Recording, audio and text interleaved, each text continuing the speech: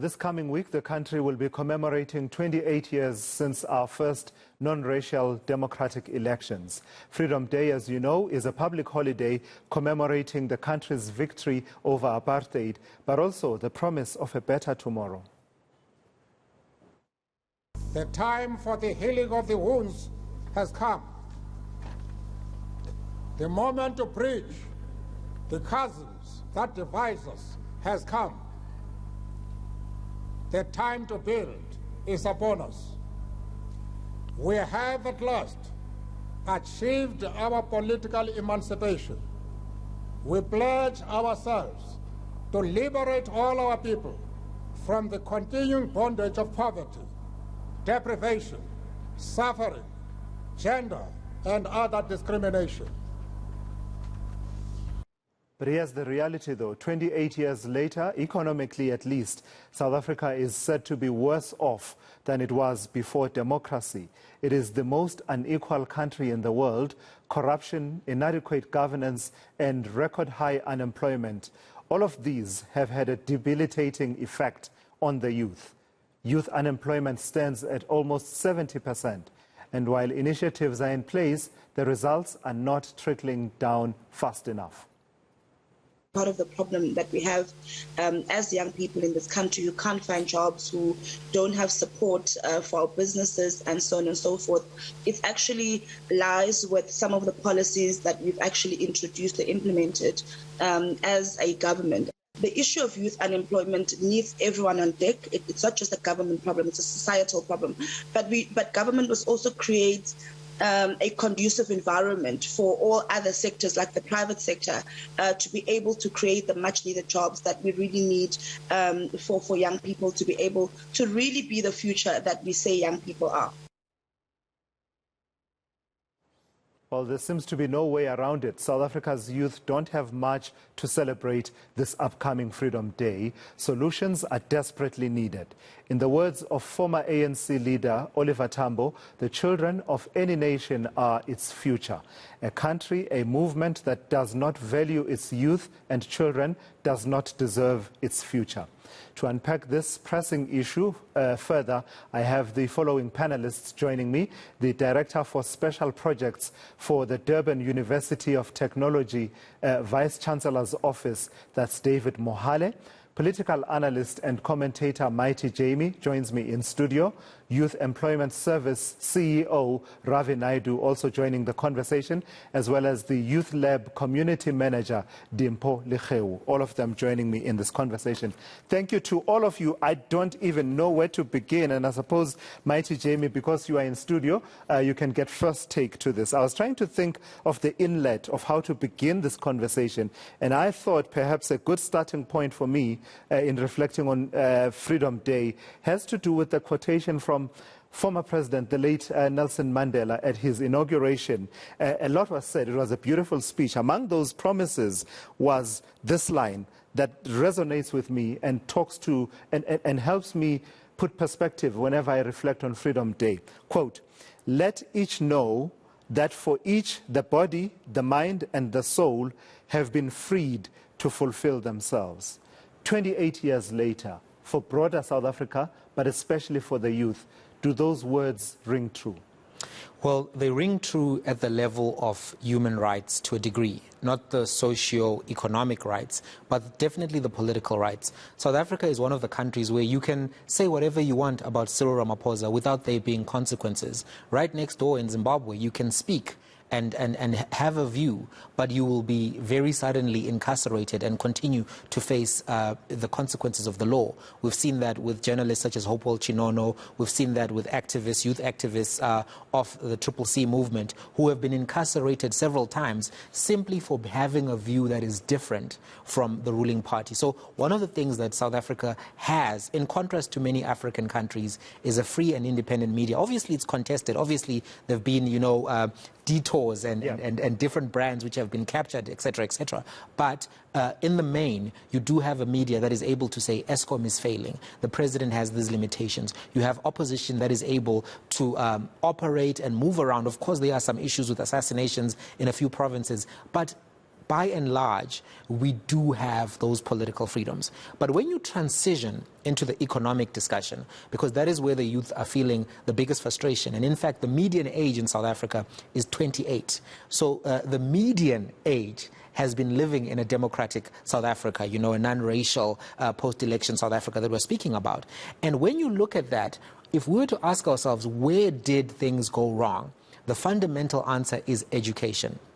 The reality is, and people often don't look into this data quite critically, but if you look at how many people get, for instance, over 80% in mathematics, only 1.7% approximately every year get over 80%. These are the people who are most likely to pass the subjects in the STEM field, you know, the science, technology, engineering, mathematics that we say that we need. If you look at a 50% level, only 20% of students who write matric get over 50% in maths, economics, accounting, physical science. What does this mean? It means that there's a systematic exclusion of young people from accessing the jobs of the present and the future. Right. Then you factor in the dropout rate. Every year, over 50% of the students don't actually get to write the final exam. They don't even exit school with something that they can take into the workplace. Mighty Jamie, let me ask you to pause there for a moment so I can throw the same question. And I think let me throw it to you, David Mohale. This promise that says from the late Nelson Mandela, let each know that for each the body, the mind and the soul have been freed to fulfill themselves. That was Jamie's take on that question. What's your take? Thank you very much for the opportunity to ask you. Good evening to you and good evening to the viewers of eNCA. Let me start by saying that sometime during the week I came across some reading which was shared elsewhere, and the author raised something very interesting that in fact, the author was raising the question as to whether South Africa as a country could be de-ideologized.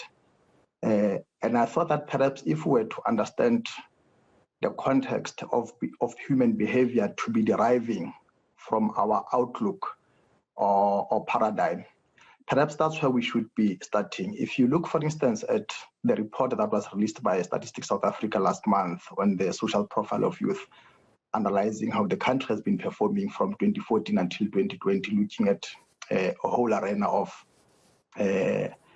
categories that affect the life of young people. Perhaps the question should be, if we appreciate the fact that over 34% of the South African population is people between the age of 14 and 35, therefore the largest population segment, why is it that when it comes to our planning and budgeting, resources do not take that reality into account? And I do think that perhaps if we believe that ideology or the way in which we organize our thinking has got to do with the facts that exist at ground level, I want to submit that perhaps that is our problem. For some of us have been arguing for quite some time that yes, we appreciate the fact that there have been challenges and gaps in as far as social aspects of development are concerned. For instance, we've got to access to housing. But in a country where you've got the majority of young people, why is it that we continue to invest or allocate resources to housing program, which largely benefits older people, and you continue to have young people that are excluded, which inevitably or unavoidably makes them to be dependent on the state? If you look at between 2014 and 2020, the fact that youth absorption rate in economic participation has declined. You look at the fact that, yes, that as an example, you look at the dependency rate of young people on their families or parents has continued to increase between the last 6 years. That's a cause for concern. And I do think, for me, it speaks to two fundamental problems. On the one hand, I think that we have got a generation of older people which do not know when to exit the dance floor. I think they have done their part, and it is about time that they appreciate that perhaps we need new ideas.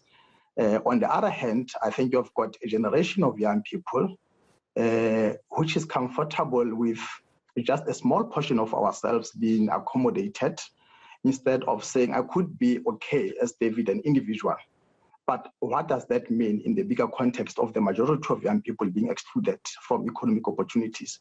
And quite frankly, I do think that is where we are lacking as a nation. I do think that we need to revisit our organizing ideology. And part of that, I want to submit without playing ideological semantics, that I do think that the problem we have in this country, we tend to think that politics is everything. If I were to pretend to be influenced by ideas of Karl Marx, I would say that perhaps we need to be serious about our attitudes towards the economy and how we think the structure of the economy influences the content of politics and therefore everything else.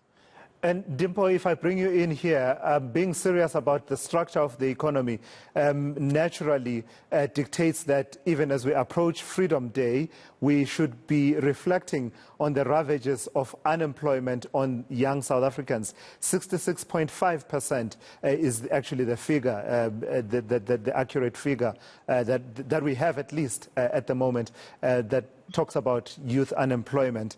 And also, if you look at how we framed this discussion, we are asking ourselves, are we now talking about a generation of unfree young South Africans? What's your take? Yeah, thank you so much for that question, Thulasizwe. I think, as Jamie mentioned, this is 28 years after democracy, right? And the median age of a South African is 28 years. We are known as born frees. But then you really need to think deeply about what are the things that an individual requires to be free or to at least live some kind of dignified life. And I think to exist in an environment that allows them to thrive, right? And so unemployment is a huge dent on young people's ability to live dignified lives, to thrive, and to contribute, I think, to the social and economic growth of this country. And while we're on the unemployment topic, I think although it's a critical conversation, it's always such a complex one to have because there are so many issues and factors that are at play. You're talking about education, right? And how well our education system is able to prepare young people to be employable, whether at matric or after completing a tertiary qualification. You're looking at a skills mismatch where we have, a set of skills that is being produced through universities and TVET colleges, but young people are coming into kind of like the labor markets with those skills and they're not in demand. But I also think we need to talk about the way in which our economy is growing and the pace at which our economy is growing, which is simply not enough to absorb the number of people who are knocking on doors trying to get into the formal economy every year. And I think part of that reason, or at the core of that problem, is the fact that there's a lack of a clear vision around how we want our economy to grow, right? There's no consolidation between government departments, between things like SOEs and government agencies, and some kind of consolidated effort to say, okay, are we going to put our resources into funding SMMEs and funding startups? Is that the direction we want our economy to go and grow in? Are we going to invest in technology and innovation? Are we going to invest in SOEs because we see that there's an opportunity to create employment there? So there's that misalignment, and I think failure to communicate a clear vision, which means that our economy grows very slowly and sometimes is even stagnant. I think you mentioned that about 7 out of 10 young people are unemployed when we look at the expanded definition of unemployment, right? But when we look at that number for young people who do have a tertiary qualification, it's much lower. I stand to be corrected, but I think it's at around 12%. So higher education does allow young people to be more employable in the formal economy. And so we need to put in a lot more resources in ensuring that young people who are capable and who are deserving are able to access that. And we need to start viewing it as a social investment, right? And not just a commodity that only people who are able to afford it are able to access.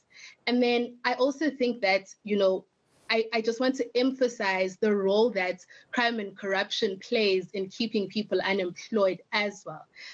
We've all, heard about the state capture reports, but the thing about crime and corruption is that it slows down the rate of service delivery in our communities. Sure.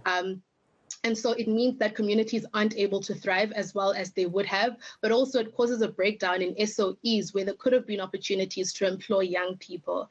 And so a lack of accountability as far as that is concerned, and I think a lack of decisive action as to how we deal with crime and corruption also contributes to the unemployment problem. And of course, all of these things have been compounded by like the COVID-19 pandemic, right? Which also slowed down and erased some of the small economic gains that we had made over the years. Right. Ravi, let me bring you into the conversation as well. Being, in a manner of speaking, the surgeon who's been sent in to perform this operation and try and, bring life to the situation around youth unemployment. I saw some figures that were shared, and I don't know how current they are, that talk to some 76,959 or more work experiences created through the youth employment scheme that government has in place. Just your sense then, your overall diagnosis, because, before you tackle the situation, do you share the diagnosis that has been shared by my guests, the first three that have spoken? Yes, thanks very much for inviting me to the show.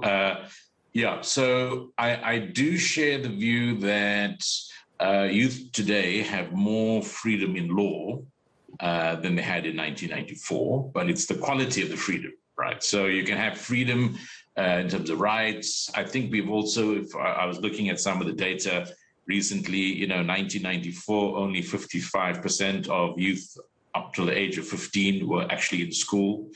If you go, today it's 99%. So it's on paper, it's a much bigger improvement. I was surprised to see that the proportion of the population in informal housing is lower now than it was in 1994. And I'm sure if you went through a list, you could find a number of things where on paper there are improvements.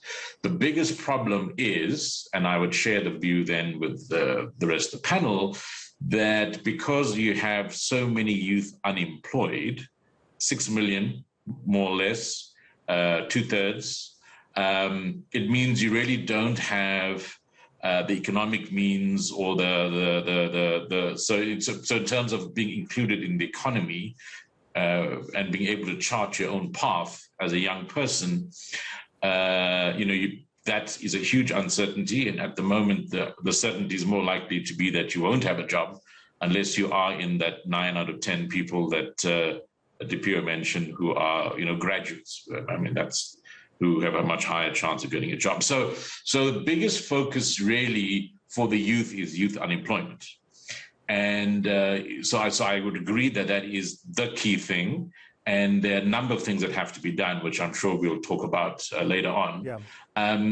The figure of 76,900 and so on, I think refers to the Youth Employment Service on its own as a special program, which is an initiative supported by government, but it doesn't receive any government money. It's totally private sector funded.